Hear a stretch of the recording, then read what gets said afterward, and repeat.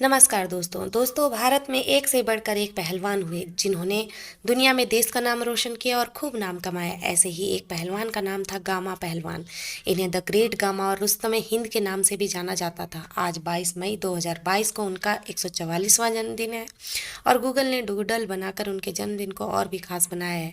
Gamma पहलवान ने अपने जीवन के 50 साल कुश्ती को ही दिए और कई खिताब जीते। बताया जाता है कि उनका जीवन का अंतिम समय काफ़ी तंगी से गुजरा। तो आइए गामा पहलवान के जन्मदिन के मौके पर उनकी लाइफ करियर के बारे में कुछ जानते हैं। तो गामा पहलवान का मूल नाम गुलाम मोहम्मद बख्श भट्ट था। बताया जाता है कि उनका जन्म 22 मई 1878 को अमृतसर के जब्बोवाल गांव में हुआ था।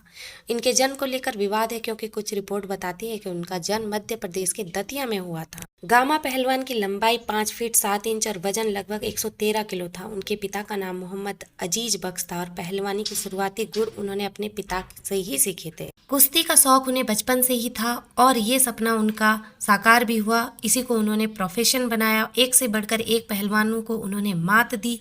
कुश्ती की दुनिया में उन्होंने अपना नाम बना लिया। भारत के सभी पहलवानों को धूल चटाने के बाद उन्होंने 1910 में लंदन का रुख किया। 1910 में वो अपने भाई इमाम बख्श के साथ इंटरनेशनल कुश्ती चैंपियनशिप में भाग लेने इंग्लैंड गए। उनकी हाइट केवल 5 फीट 7 इंच होने के कारण उनको अलाउड नहीं किया गया कुश्ती के लिए।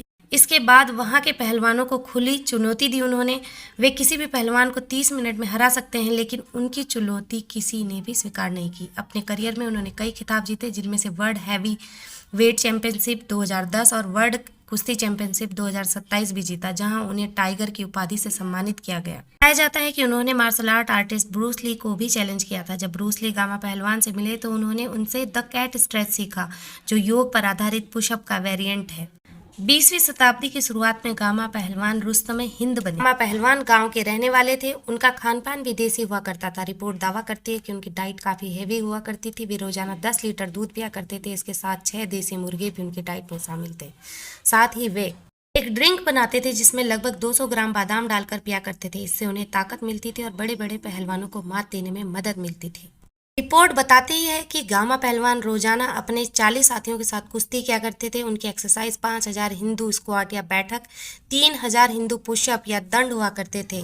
सियाजी बाग में बदौड़ा संग्रहालय में एक 2.5 फीट क्यूबिकल पत्थर रखा हुआ है जिसका वजन लगभग 1200 किलो है। बताया जाता है कि 23 दिसंबर 1902 को गामा ने 1200 किलो के इस पत्थर को उठा लिया।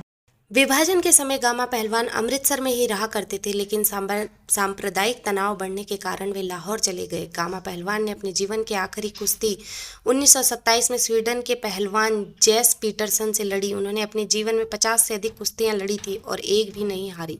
कुश्ती छोड़ने के बाद उन्हें अस्थमा, हृदय रोग की शिकायत हुई और उनकी हालत खराब होती गई। बताया जाता है कि आखिरी समय में इतनी आर्थिक तंगी आ गई थी कि आखिरी समय में उन्हें अपने मेडल तक बेचने पड़े थे। लंबी बीमारी के बाद आखिरकार 1960 में 82 वर्ष की आयु में उनका निधन हो गया। दोस्तों, ये सुनकर पढ़कर बहुत ही दुख होता है कि इतने टैलेंटेड लोग जो देश के लिए मेडल लाते हैं, आखिरी समय में उनके पास अपने इलाज तक के लिए पैसे नहीं होते। और ये पहले ही नहीं, आज भी ऐसा होता है। सरकार को इन लोगों की मदद जरूर करनी चाहिए। आपका क्या विचार है, बताइए मुझे कमेंट बॉक्स में।